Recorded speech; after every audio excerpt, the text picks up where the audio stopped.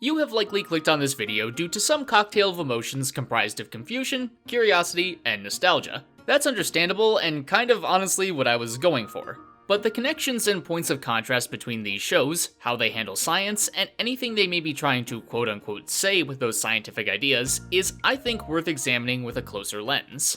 And if you're wondering why I'm not instead contrasting the latest Shonen Jump staple with a more recent science-infused comedy like, say, Rick and Morty, it's because I know better. Still, conventional wisdom would tell you most comparisons are going to be superficial. After all, one is a very kid-targeted animated 3D cartoon from the early 2000s, while the other targets a slightly older demographic and is a traditionally 2D animated anime being adapted from pretty recent source material. How much could they have in common beyond coincidental details?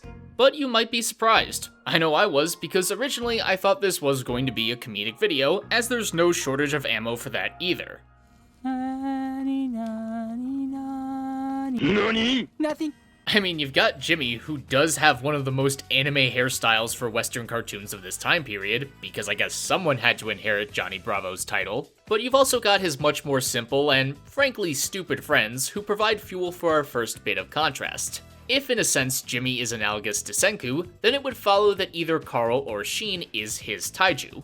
But beyond Sheen looking at best like a deflated, inbred version of his shonen counterpart. Also, why doesn't he have any eyebrows? Jesus, how did 10-year-old me not have nightmares? Neither is really an apt comparison. That's because Carl and Sheen mostly serve as a counterbalance to Jimmy's intelligence. And since Jimmy's biggest personality trait is that intelligence, that means their chief trait is going to be their stupidity with one or two additional quirks mixed in so they don't feel like the same character. Contrast this with Taiju, who is also far less intelligent than his Shonen Jump Jimmy, yet he comes off as much more of a lovable oaf type with a heart of gold. Call it the slight difference in demographics, but Dr. Stone sees Senku's intelligence as great enough that we, the audience, will understand how smart he is without someone needing to be knocked down a few dozen IQ points to get that message across.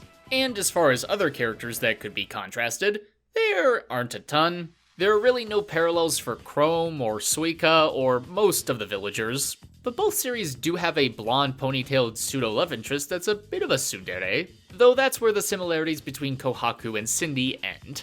Kohaku is very much meant to be the brawn to Senku's brain after Taiju gets yeeted out of the plot for the time being, while Cindy is a bit of both and is more of a rival to Jimmy than anything and is on much less friendly terms with him than Kohaku is with Senku.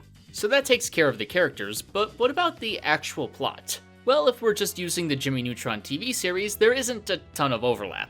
Dr. Stone has a serialized story structure where episodes are continually progressing the narrative, whereas Jimmy Neutron, no matter how insane things get, is always reset back to the starting line roughly every 11 to 12 minutes. The most you might get is a recurring antagonist/character or reference to previous hijinks. And on par with that hijinks and how ridiculous things in general can get, the technology on display in Jimmy Neutron ranges from stretching things a bit to borderline fantasy, like books you can chew to read and physically entering a video game. Oh hey, it's Green Island. I guess that's another check for the anime column.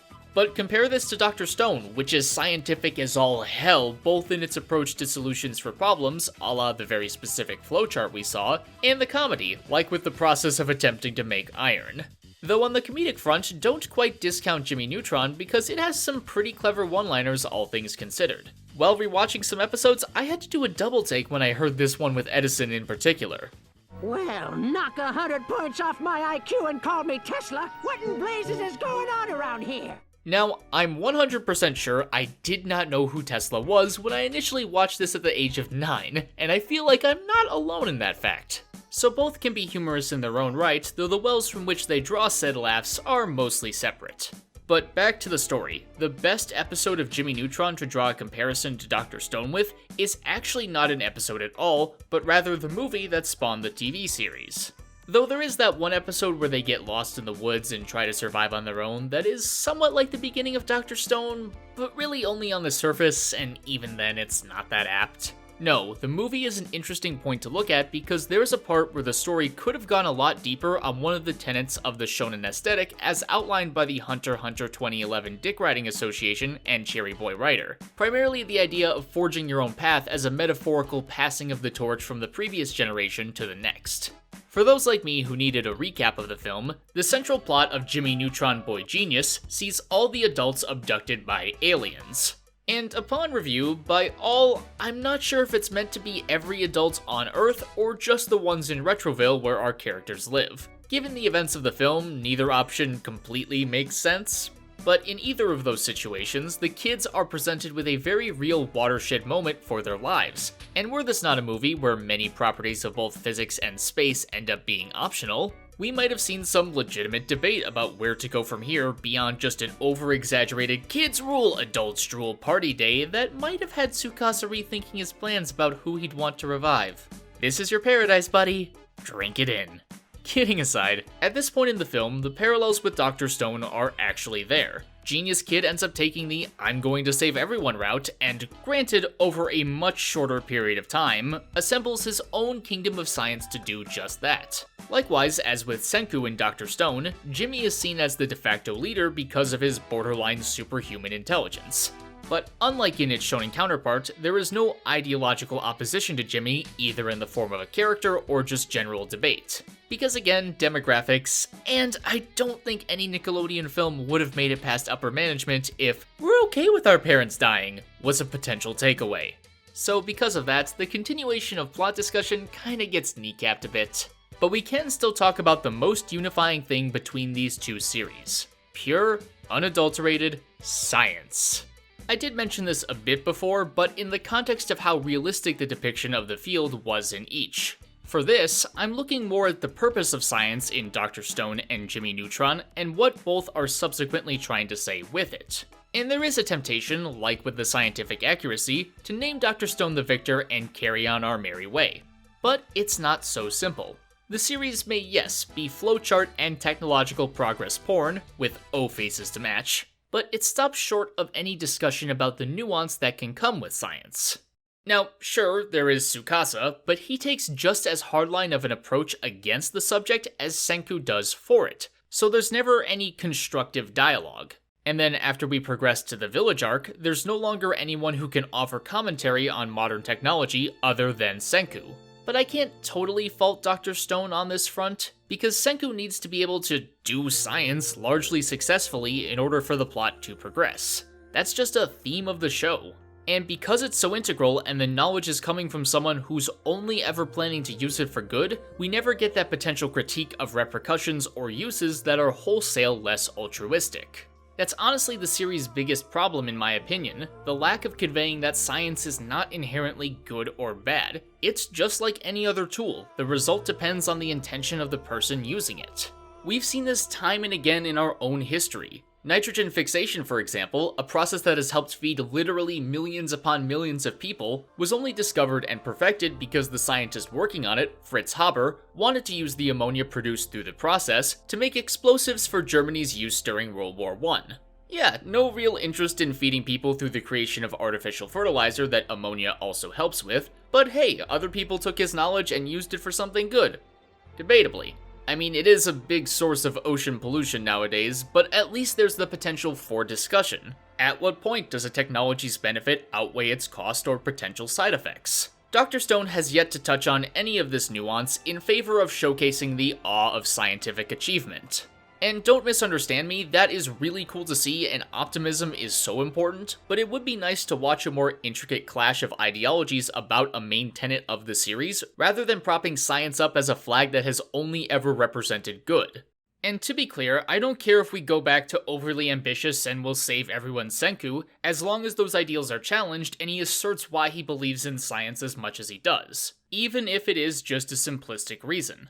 Because if human civilization is to be rebuilt, maybe everyone should be more aware of the eternal gray shades this field of study exists in. That intent only goes so far, and it's foolish to think everyone will be as altruistic as Senku with the future applications of his knowledge. Say what you will about Jimmy Neutron, the show or the character, but his aims are sometimes good and sometimes less so, often with both resulting in a problem of his own making that he must then fix. Showcasing that intentionality doesn't always matter, and science can be the cause of just as many problems as it solves. This may have been a result of the creators wanting to bake an easy moral or lesson into each episode, but that doesn't invalidate the message. Because another real-world example for you, antibiotic resistance. a problem that is continually getting worse because of our overuse of things like penicillin, and something that would not exist without science. So we're currently trying to out-science that science by creating even stronger antibiotics, but that could just fuel another repetitive cycle into, oh god, here comes the nihilism creeping in.